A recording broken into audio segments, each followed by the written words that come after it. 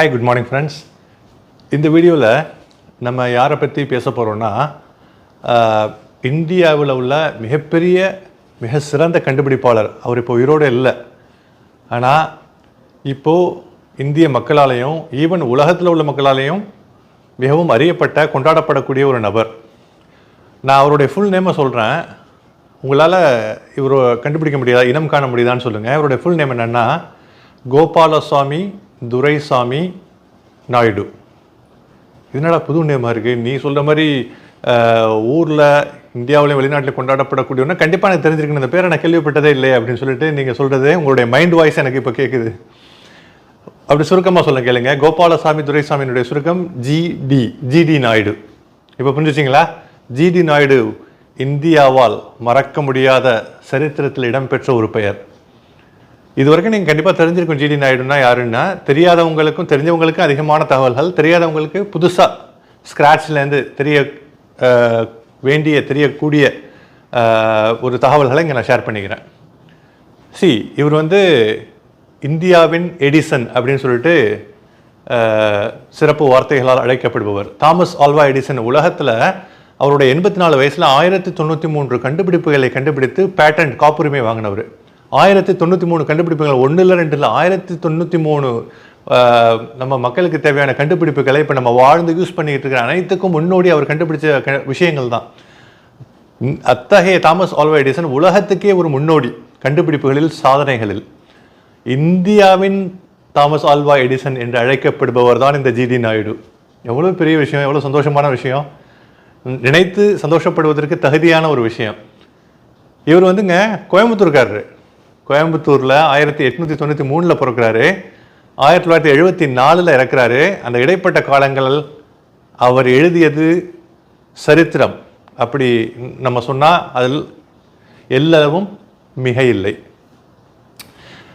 893 பிறக்கிறவர் அவர் வாழ்க்கையை ஆரம்பிக்கிறப்போ அதனுடைய ஒரு சில பேர்லாம் ஒரு நல்ல நாலேஜோட, கற்பூர புத்தின்னு சொல்லுவாங்கள்ல, அப்போ இந்த மாதிரி கற்பூர புத்தியோடு இருந்து கல்வியை உடனே கற்றுக்கிட்டு கல்வியிலேருந்து அப்படியே மேலே போவாங்க. ஒரு சில பேர் அப்படி இல்லைங்க. கல்வியாக 2ஆவதாக தான் வரும். ஆனால் அவங்களுக்கு உள்ளார ஏதோ ஒரு இன்ஸ்டிங்க்ட் இருக்கும். அந்த இன்ஸ்டிங்க்ட் அது அவர் தனி நபருக்கு மட்டும் இல்லை, அவர் குடும்பத்துக்கு மட்டும் இல்லை, அவர் வாழ்கின்ற இடத்திற்கு மட்டுமில்லை, வாழ்கின்ற ஸ்டேட், மாநிலத்திற்கு மட்டுமில்லை, நாட்டிற்கு மட்டுமில்லை, உலகத்திற்கே ஒரு அற்புதமான ஒரு இம்ப்ரெஷனை, ஒரு மிக சிறந்த ஒரு விஷயத்தை அவர் உலகத்துக்கு தரப்போகிறார் அப்படிங்கிற விஷயம் அவருடைய ஜீனில், அவருடைய பிறப்பில் எழுதப்பட்டிருக்கு. இறைவன் மிகப்பெரியவன், அல்ஹம்துலில்லாஹ். ஓகேங்களா? அவர் படிப்பில் அந்த அளவுக்கு இன்ட்ரெஸ்ட்லாம் கிடையாதுங்க. படிப்பில் அந்தளவு சுத்தமாக இன்ட்ரெஸ்ட் இல்லை. சின்ன வயசில் படிக்கிறப்போ அந்த கணக்கு தேவையில்லாத அந்த பாடங்கள்லாம் அவருக்கு தேவையில்லைன்னு அவர் ஃபீல் பண்ணதான் அவருடைய வரலாற்றுகளில் எழுதப்பட்டிருக்கு. சுத்தமாக இன்ட்ரெஸ்டே இல்லை. படிப்பை அவர் கொஞ்சம் புறந்தள்ளினார். இந்த கிளாஸஸ்லாம் வெறுத்தார். He dislikes the classes, school classes. ஆனால் அவருக்குள்ளார ஒரு பெரிய தாகம் இருந்துக்கிட்டே இருந்ததுங்க. ஓகேங்களா? அவர் அவர் கிட்டத்தட்ட ஒரு 20கள், அவருடைய 20வது வயசு. ஓகேங்களா? 21 வயசில் காட்டன் மில் பிஸ்னஸ் ஆரம்பிக்கிறாரு. கோயம்புத்தூர்னாலே தெரியுமே, டெக்ஸ்டைல் சிட்டி இல்லைங்களா? அங்கே திருப்பூர் எல்லாம் கோயம்புத்தூர் சார்ந்த விஷயங்கள் எல்லாமே டெக்ஸ்டைல் ஓரியன்ட், கிளாத் மேனுஃபேக்சரிங், அந்த மாதிரி துணிகள் தயாராகின்ற production sites. Cotton mill business ஆரம்பிக்கிறாரு. ஆனால் அது ஃபெயிலியர் ஆகிடுது. No problem. அவர் படிப்பும் அந்தளவுக்கு இது இல்லை, காட்டன் மில் பிஸ்னஸும் ஃபெயிலியர் ஆகிடுச்சு. ஆனால் அவருக்குள்ளார ஏதோ ஒரு தாகம் அணையவே இல்லை. ஆனால் அவருக்கு உள்ளார ஒரு மிக சிறந்த திறமையை அவரே இனங்கண்டுட்டாருங்க. என்னென்னா இன்ஜினியரிங். இவர் அதாவது ஜிடி நாயுடுவை பற்றி நம்ம சொல்லணுன்னா, ஹீஸ் இன்ஜினியரிங்கில் கண்டுபிடிப்புகள், மனித சமுதாயத்துக்கு தேவையான மிக சிறந்த கண்டுபிடிப்புகள், இது எல்லாமே உலக அளவில் நடந்துகிட்டு இருக்கு. அந்த கட்டத்தில் 1893 to 1974 மிக சிறந்த விஷயங்கள்லாம் கண்டுபிடிக்கப்பட்டு அப்போ தான் வந்துக்கிட்டே இருக்கு. அப்போ இவருடைய பங்களிப்பு இந்தியாவில் 1937 மிக முதல் தடவை எலக்ட்ரிக் மோட்டாரை அவர் கண்டுபிடிக்கிறாருங்க. மிக சிறந்த விஷயம். அதுக்கப்புறம் 2 பேர் பயணிக்கக்கூடிய காரையும் கண்டுபிடிக்கிறாரு. ஆனால் அந்த கார் அப்போ உள்ள கவர்மெண்ட்டால் அங்கீகரிக்கப்பட்டு இது லைசன்ஸ் வழங்கப்படலை. அப்போ வழங்கப்பட்டிருக்கலாம், என்ன இது குறையோ நிவர்த்தி பண்ணிட்டு வழங்கப்பட்டிருக்கலாம். அதை ஃபர்தராக டெவலப் பண்ண விடல. அது மட்டும் இல்லைங்க, அவர் ஆட்டோமொபைல்ஸில் ரொம்ப சிறந்த ஆர்வம் கொண்டிருந்தாருங்க.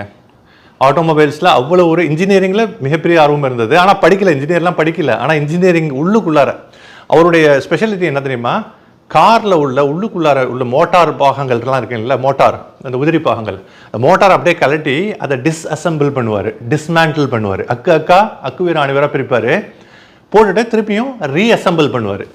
அக்கு வீர அணிவராக போட்டு திருப்பியும், அது எவ்வளோ பெரிய விஷயம், அது எவ்வளோ கஷ்டமான விஷயம். அப்படி பண்ணி அது அவருக்கு ரொம்ப இன்ட்ரெஸ்டாக இருந்தது. பண்ணுறப்போ மோட்டார் எப்படி இயங்குது அப்படிங்கிற அதனுடைய முழு பரிமாணமும், ஃபுல் டைமென்ஷனும் அவர் அப்படி பண்ணுறப்போ அவருக்கு தெரிஞ்சுது. அதனால் அவர் வந்து அந்த மோட்டாரை வேறு விதமாக அவருடைய நோக்கத்திற்கு ஏற்ற மாதிரி, அதே சமயம் அந்த கண்டுபிடிப்புகள் உருவாக்குவதற்கு தகுந்த அந்த விஷயங்கள் எல்லாம் மோட்டாரில் அவராகவே பண்ண முடிஞ்சுது. ஓகேங்களா, எவ்வளோ சிறந்த விஷயம் இல்லைங்களா? அந்த மாதிரி ஒரு மோட்டார் ஓடிக்கிட்டு இருக்கிறப்பங்க அதில் வர சவுண்டை வச்சு அது என்ன டிஃபெக்ட் அப்படின்னு சொல்லிட்டு கண்டுபிடிச்சிட்டு வரோம். அப்போ எந்த அளவுக்கு ஒரு எக்ஸ்பர்ட்டாக இருக்கணும் இல்லைங்களா? வாவ். அதுக்கப்புறம் என்னென்னா, கிட்டத்தட்ட காட்டன் மில் பிஸ்னஸ் ஃபெயிலியர் ஆகிடுச்சிங்க. அதுக்கப்புறம் என்ன பண்ணார், ஒரே ஒரு பஸ்ஸை வச்சுட்டு, ஆட்டோமொபைலில் ரொம்ப இன்ட்ரெஸ்ட்டு, ஒரு பஸ்ஸை வச்சுக்கிட்டு bus company United motor services அப்படின்னு சொல்லிட்டு பேர் வச்சு ஆரம்பிக்கிறாரு. அதுக்கப்புறம் நடந்ததெல்லாம் வரலாறு. ஓகேங்களா, குறிப்பிட்ட வருஷத்தில் வெகு சில வருடங்களிலேயே ஒரு பஸ் 280 பஸ்களாக பெருகியது. யுனைடெட் மோட்டார் சர்வீசஸ் மிகவும் பாப்புலர் ஆனது. சரிங்களா, அவர் ஃபோட்டோகிராஃபி அந்த சயின்ஸ் சார்ந்த எல்லா விஷயங்களும் அவருக்கு அவ்வளோ இன்ட்ரெஸ்ட்டுங்க. படிக்க தான் செய்யல, ஆனால் உள்ளுக்குள்ளார படித்து முன்னுக்கு வந்தால் கூட இந்த மாதிரிலாம் ஆகவே முடியாது. உலக அளவில் அது வந்து மக்களினுடைய கவனத்தை ஈர்க்க முடியாது, மக்களுக்கு தேவையான விஷயங்களை கொடுக்க முடியாது. ஆனால் இறைவனின் மிகப்பெரிய ஒரு அருள் கொடை, அந்த ஒரு ஸ்ட்ராங்கான அறிவு அவர்கிட்ட இருந்தது. ஓகேங்களா, அதுக்கப்புறம் இந்த ஃபோட்டோகிராஃபிங்க, சிறந்த ஃபோட்டோகிராஃபர். அப்போல்லாம் ஃபோட்டோகிராஃபிலாம் வளர்ந்துக்கிட்டு வருது. இப்போல்லாம் ஏகப்பட்ட விஷயங்கள் வளர்ந்துருச்சு, கண்டுபிடிப்புகள்லாம் எக்கச்சக்கமாக வந்துருச்சு. அப்போ ஸ்டார்டிங்கு. ஓகேங்களா, அப்போது அவர் வந்து ஆரம்பத்தில் மகாத்மா காந்தி, நேரு, ஜவஹர்லால் நேரு, சுதந்திர போராட்ட காலகட்டத்தில் உள்ள பல விஷயங்களை இவருடைய கேமரா படம் பிடித்தது. அது மட்டும் இல்லைங்க, அவர் யூரோப்பியன் கண்ட்ரீஸ்க்கெலாம் போய் கேமரா சம்மந்தமான நுணுக்கமான விஷயங்களை தெரிந்து கொண்டார். அது சம்மந்தப்பட்ட எக்ஸ்பர்ட்ஸ்கிட்ட பழகி அவர்களுடன் பேசி டிஸ்கஸ் பண்ணி தெரிஞ்சுக்கிட்டாரு. அப்போது பிரிட்டிஷ் அரசர், அந்த அரச குடும்பத்தை சேர்ந்த ஒருத்தர் இறந்து போகிறப்போ அதையும் அழகாக அந்த ஃபோட்டோவில் படம் பிடிக்கிறார். மிக சிறந்த ஒரு ஃபோட்டோகிராஃபராகவும் அவர் இருக்கார் ஆக்சுவலாக. சரி, இதெல்லாம் இவ்வளவு நாலேஜ் இருக்குது, இவ்வளோ டேலண்ட் இருக்குல்ல உங்களுக்கு ஆக்சுவலாக, சரிங்களா? அதோடு சேர்ந்து அவர்கிட்ட மனிதாபிமானம், நான் ஆல்ரெடி போன இதுலேயும் சொல்லியிருந்தேன். அதுக்கும் என்னுடைய பெரும்பாலான வீடியோஸில் நான் கவர் பண்ணுற எல்லாருமே ஜஸ்ட் நாலேஜ் பணம் மட்டும் இருக்காது. அவங்கள்ட்ட மனிதாபிமானம், சமூக அக்கறை, தன்னை சார்ந்தவர்கள், இயலாதவர்கள், இல்லாதவர்கள், அவர்களின் பக்கம் தான் சம்பாதித்த அறிவையும் பணத்தையும் நிறைய வாரி கொடுத்து தன்னுடைய சமூகத்தை சரிப்படுத்துவது. தனக்கு தான் கிடைச்சிருக்கு, கோடி கோடியாக பணம் வச்சு நான் தான் சந்தோஷமாக இருக்கலாமே, சுயநலம் அந்த மாதிரி தான் மட்டும் நல்லா இருக்கணுங்கிற தண்டெல்லாம் கிடையாது. அவர் ஜிடி நாயுடு சார்ந்த எல்லாருமே நல்லா இருக்கணும். அவர் கம்பெனியில் ஏகப்பட்ட பேர் வேலை செஞ்சாங்க. ஒவ்வொருத்தவங்களுக்கும் தனித்தனி வெல்ஃபேர் ஸ்கீம் அவ்வளோ செஞ்சார் ஆக்சுவலாக. அது மட்டும் இல்லை, இன்ஜினியரிங் படிக்கிறவங்களுக்கு அப்போ ஆரம்பத்தில் அவர் வந்து ஒரு பாலிடெக்னிக் காலேஜை ஃபஸ்ட் டைம் கோயம்புத்தூரில் உண்டாக்குனவரே அவர் தாங்க, ஜிடி நாயுடு. அதுக்கப்புறம் அது இன்ஜினியரிங் காலேஜும் வந்தது. அதுக்கப்புறம் ஜிஎம்டி, கவர்மெண்ட் ஜிஎம்டி ஒரு GCT, government college of technology சம்திங்னு வச்சுட்டு பேர் மாற்றிட்டாங்க. ஜிடி நாயுடு தான் அதற்கு முன்னோடி காலேஜ், பாலிடெக்னிக் வந்தது. டெக்னாலஜியில் ரொம்ப நுணுக்கமாக இருக்கிறதோடு மட்டும் இல்லாமல் மனிதாபிமானம், சமூகம் சார்ந்த பல விஷயங்கள். அவர் சாதாரண ஒரு குடும்பத்தில், விவசாய குடும்பத்தில் பிறந்தவருங்க. ஒரு விவசாய குடும்பம், அவர் விவசாய ரூட்ஸை மறக்கல. விவசாயத்திற்கு தேவையான ஹைபிரிட் வெரைட்டிஸ், அதில் என்ன கண்டுபிடிப்புகளை நிகழ்த்தலாம் அப்படின்னு சொல்லிட்டு ஏகப்பட்ட ஹைபிரிட் வெரைட்டிஸ் எப்படி பண்ணால் எப்படி வரும்னு சொல்லிட்டு அதிலையும் கண்டுபிடிப்புகள் நிகழ்த்தினார். ஒரு ஆள் எவ்வளோ தாங்க கண்டுபிடிக்க முடியும், ஒரு எல்லையே இல்லாமல்லாம் போயிட்டுருக்கு. அதுதான் ஜிடி நாயுடுங்க. ஓகேங்களா, அப்போ வந்து கிட்டத்தட்ட அவர் கண்டுபிடிச்ச விஷயங்கள், மற்ற விஷயங்கள் சொல்லணும்னா கேமரா டிஸ்டன்ஸ் அட்ஜஸ்டர், நம்ம அந்த ஃபோட்டோகிராஃபிக் கேமரா டிஸ்டன்ஸ் அட்ஜஸ்டர் கண்டுபிடிச்சாரு. அப்புறம் ஃப்ரூட் ஜூஸ் எக்ஸ்ட்ராக்டர் அது கண்டுபிடிச்சாரு. இந்த மாதிரி பல விஷயங்கள் மனிதனுக்கு தேவையான டே டு டே லைஃபுக்கு, தினசரி வாழ்க்கைக்கு தேவையான மிகவும் அத்தியாவசியமான விஷயங்கள்லாம் கண்டுபிடிச்சாரு. இன்னொன்று, கார் தயாரிக்கிறப்போ அந்த மோட்டார் கண்டுபிடிப்புகளில் ஈடுபட்டு இருக்கிறப்போ எலக்ட்ரிக் லேசர் மாதிரி ஒன்று வச்சு உள்ளார இழுத்தாரு. அது வேற ஒரு கண்டுபிடிப்பை கண்டுபிடிச்சிட்டு இருக்கிறப்போ சப் இன்வென்ஷனாக அந்த எலக்ட்ரிக் ரேசரையும் கண்டுபிடிச்சாருங்க. ஆக்சுவலாக வெரி இன்ஸ்பிரேஷனல், வெரி மோட்டிவேஷனலுங்க. நோ வே அப்புறம் அந்த சம காலகட்டத்தில் வாழ்ந்த இன்னொரு மிகப்பெரிய தமிழ் விஞ்ஞானி, அவரை பற்றி நான் இன்னொரு வீடியோவில் இந்த மாதிரி டீட்டெயில்டாக நான் வந்து கவர் பண்ணேன். அவர் பேர் உங்களுக்கு எல்லாருக்கும் தெரிஞ்சிருக்கோம். No need for introduction. Sir C V. Raman. திருச்சிராப்பள்ளியில் பிறந்து உலகத்துக்கு ஒரு எடுத்துக்காட்டாக விளங்கி 1930 இயற்பியலுக்காக நோபல் பரிசு வென்ற சர் சி.வி. ராமன் வந்து ஜிடி நாயுடு பற்றி குறிப்பிடுறாரு. அவர் வந்துங்க அவர் சொல்கிறார் sir C V. Raman G D Naidu பற்றி, அவர் மிக சிறந்த எஜுகேட்டர், கல்வியாளர். கல்வி இத்தனைக்கும் பிஹெச்டி இந்த மாதிரிலாம் எம்எஸ்சி இந்த மாதிரி இளக்கலை முதுகலை பிஹெச்டி போஸ்ட் டாக்டர் இதெல்லாம் படிக்கல. ஆனால் அவர் சிறந்த எஜுகேட்டர், கல்வியாளருங்க. கல்வியை ரொம்ப ஊக்கப்படுத்தினார். யார் படிக்கிறாங்களோ அவங்களுக்கு நிறைய சப்போர்ட் பண்ணார். பொருளாதாரம் சார்ந்தும் மற்ற எந்த சப்போர்ட் இருந்தாலும். சிறந்த கல்வியாளர், சிறந்த கண்டுபிடிப்பாளர், சிறந்த இன்ஜினியரிங் நாலேஜ் உள்ளவர். ஓகேங்களா?